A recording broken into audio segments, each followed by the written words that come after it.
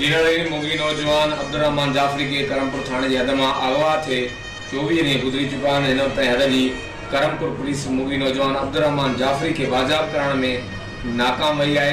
मुगी की बाजाबी लाइ वारसन पारां काफ़ी भेरा एहतजाज भी किया वियो। एक भेरो इंडस हाईवे से धरणो भी हो। धरणे बाद पुलिस मुगी की बाजाबी लाइ एक हफ़्ते की वारसन का मोहलत वती, लेकिन उनके बावजूद 3 हफ़्ता गुजरी चुका हैं। उनके बावजूद भी पुलिस मुगी के बाजाब न कराए सघी है। इन वक्त असां मौजूद आहिनि मुगी जो चाचो उस्ताद मोहम्मद सिद्दीक जाफरी। अचो त मुगी के हवाले से उस्ताद मोहम्मद सिद्दीक जाफरी से ॻाल्हायूं। 3 तारीख़ ते छोकिरो अगवा थी अब्दुर्रहमान जाफरी। सुबुह असां उन टाइम बर वक़्ति पुलिस के इतला कयोसीं। कुछ जवाबदार उन टाइम सुञाणप करे कंहिं घरनि में आयासीं। पोइ बि SHO असांजी कुछ भी सपोर्ट न कई। 2-3 ॾींहं गुज़रण खां पोइ असां रोड ते धरणो हणी वेही रहियासीं। SHO आयो, DSP आयो, चए थो असांखे चोरनि जी ख़बर पइजी वियो। असांखे हफ़्ते जी मोहलत कयो, हफ़्ते में तव्हांखे माण्हू मोटाए ॾींदासीं। उन हफ़्ते के तक़रीबन 15-16 ॾींहं गुज़री विया। हाणे हिन टाइम SHO जी जवाबदारी जी बि ख़बर पई। SHO पंहिंजो दुकानदारी सिस्टम हलायूं बीठो आहे। कंहिं बि जवाबदार खे गिरफ़्तार नथो करे। कचे में वेठा आहिनि। पके जे ॻोठ में 2-3 उन जा घर आहिनि जिते मूवी आहे।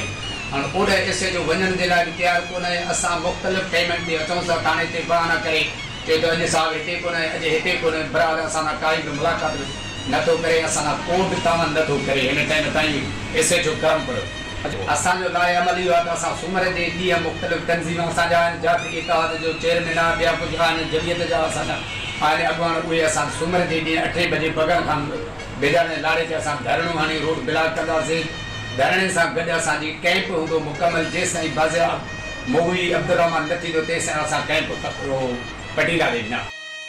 जिन्होंने मुगी अब्दुर्रहमान जाफरी के चाचे उस्ताद मोहम्मद सिद्दीक जाफरी जो चवण है असो नौजवान करमपुर भरसा गुज़िरियल महीने की 14 तारीख़ ते अगवा थो।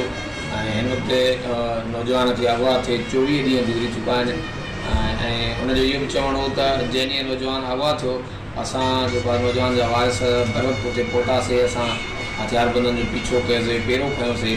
कुछ जवाबदारनि जे घरनि ऐं जवाबदारनि जी निशानदेही थी, जंहिंजे बारे में असां पुलिस के ॼाण ॾीसीं। हुन इहो इल्ज़ाम हणंदे चयो त वाक़ई में मुलज़ जवाबदारनि जी करमपुर पुलिस के ॼाण हूंदे बि करमपुर पुलिस जवाबदारनि ख़िलाफ़ कार्रवाई नथी करे, न ई असांजे मुगी के बाज़ियाब कराए थी। हुन इहो बि चेतावनी ॾींदे चयो त करमपुर पुलिस जेकॾहिं असांजे मुगी नौजवान के 2 ॾींहंनि में बाज़ियाब न करायो त असीं ईंदड़ सूमर ॾींहुं करमपुर भरसां करमपुर थाने की हद इंडस हाईवे मीर भगन खान बिरयानी लाड़े वटि रोड ब्लॉक करे धरणो हणंदासीं। ऐं हिन जो इहो चवणो हो त धरणे में असांजी इलाइक़े की तमामु जाफ़री बिरादरी समेत जाफ़री इतिहाद जा अॻवान ऐं जमियत जा अॻवान ऐं ॿियनि मुख़्तलिफ़ तंज़ीमनि जा अॻवान ऐं कारकुन शिरकत कंदा। ऐं उनजो इहो बि चवणु हो त जेसिताईं असांजो मुगी बाज़ाब न थींदो तेसिताईं असां इंडस हाईवे ते एहतजाज जारी रखंदासीं। कैमरामैन टीम सां गॾु जावेद उस्मान बिजरानी, रेडियो न्यूज़ करमपुर।